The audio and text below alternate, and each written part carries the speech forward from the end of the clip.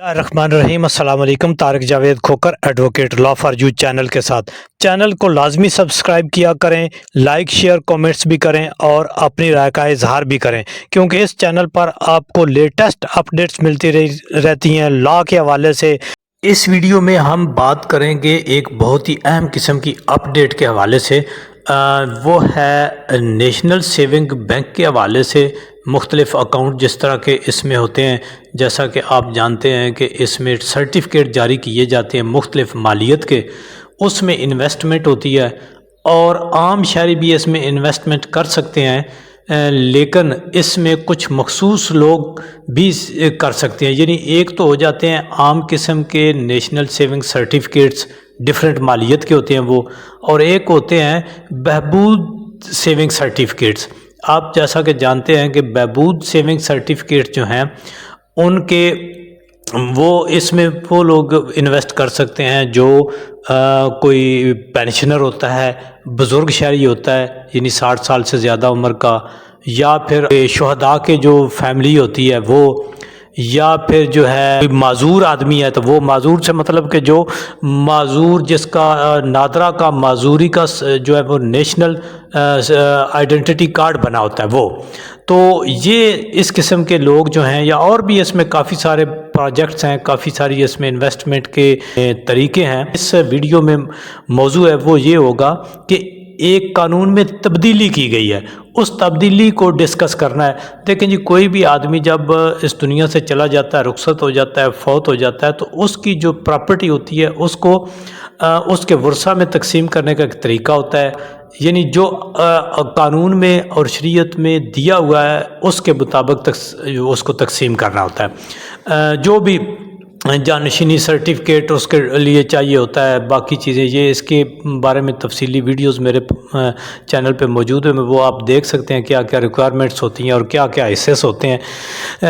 بہرحال اس میں ہم نے ایک دیکھنا ہے بینکس کے حوالے سے، اس کی جو رقم ہے بینک میں پڑی ہوئی اس کو تقسیم کرنے کا۔ تو یہ جنرلی اصول پہلے یہ تھا کہ اگر 1 لاکھ کسی کا پڑا ہوا ہے، وہ کسی بھی بینک میں ہے، اور ابھی چونکہ اس میں بالخصوص ہم نیشنل سیونگ کے حوالے سے بات کر رہے ہیں، تو اگر آپ کا 1 لاکھ پڑا ہوا ہے تو وہ تو آپ کو جو بھی نومینی ہوتا تھا، یعنی جو اکاؤنٹ ہولڈر ہوتا تھا، جو انویسٹر ہوتا تھا، جس نے پیسے رکھے ہوتے تھے، وہ اس نے اپنا ایک نومینی مقرر کیا ہوتا تھا، تو وہ اس کو مل جاتا تھا، یعنی اگر 1 لاکھ کا ہے۔ اگر 1 لاکھ سے اوپر ہو جاتا ہے، 100 بھی ہو جاتا ہے، 10,000 5,000 اس کے اوپر منافع لگ کے 1 لاکھ سے اوپر بڑھ گیا، تو اب اس کے لیے طریقہ کار یہ تھا کہ وہ جانشینی سرٹیفکیٹ لینا پڑتا تھا، پھر وہ جمع کرانا پڑتا تھا، اور پھر وہ پیسے جو ہیں وہ ملتے تھے۔ اب جانشینی سرٹیفکیٹ جو ہے وہ نادرا بھی دیتا ہے، کورٹ سے بھی مل جاتا ہے، اس کے اوپر بھی میری ویڈیوز پڑی ہوئی ہیں، وہاں آپ چینل سے دیکھ سکتے ہیں کیسے لینا ہوتا ہے، کیا طریقہ کار ہوتا ہے۔ تو اب اس قانون میں جو تبدیلی آئی ہے اس کو ڈسکس کرتے ہیں۔ دیکھیں جی، جو عام سرٹیفکیٹس ہیں مختلف قسم کے، اس کے اوپر تو قانون میں کوئی تبدیلی نہیں آئی، وہ اگر اسی طرح ہے کہ اگر 1 لاکھ آپ کا پڑا ہوا ہے تو وہ آپ کو مل جائے گا نومینی کو، اور اگر 1 لاکھ سے اوپر ہے تو آپ کو جانشینی سرٹیفکیٹ پیش کرنا پڑے گا۔ اب بات آتی ہے جو بہبود سرٹیفکیٹ ہیں، یعنی اگر کوئی پینشنر ہے، 60 سال سے زیادہ عمر کا بزرگ شہری ہے، اس کا اکاؤنٹ تھا، شہداء کے بچے تھے، ان فیملی تھی، اس کا اکاؤنٹ تھا، یا کوئی معذور شخص کا اکاؤنٹ تھا جس نے انویسٹمنٹ کی ہوئی تھی۔ اب اگر وہ فوت ہو جاتا تھا تو اس نے جو نومینی مقرر کیا ہوتا تھا اس کے لیے بھی یہی قانون تھا 1 لاکھ والا، جس میں تبدیلی آئی ہے، اور اس قانون کو تبدیل کر کے اب 1 لاکھ سے 5 لاکھ کر دیا گیا۔ یعنی ابھی اگر کوئی بہبود سرٹیفکیٹ ہولڈر فوت ہو جاتا ہے تو اگر تو اس کے اکاؤنٹ میں 5 لاکھ پڑا ہوا تھا تو وہ اس کے نومینی کو مل جائے گا، اگر 5 لاکھ سے اوپر ہے تو پھر اس کو جو ہے بھی اسی طرح سے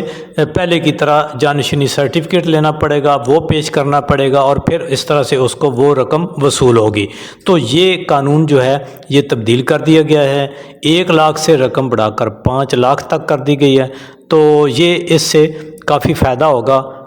ان لوگوں کو جو ورثہ تھے یا نومینی تھے، ان لوگوں کے جنہوں نے نیشنل سیونگ سرٹیفکیٹ خرید رکھے ہوئے تھے، بہبود سرٹیفکیٹ۔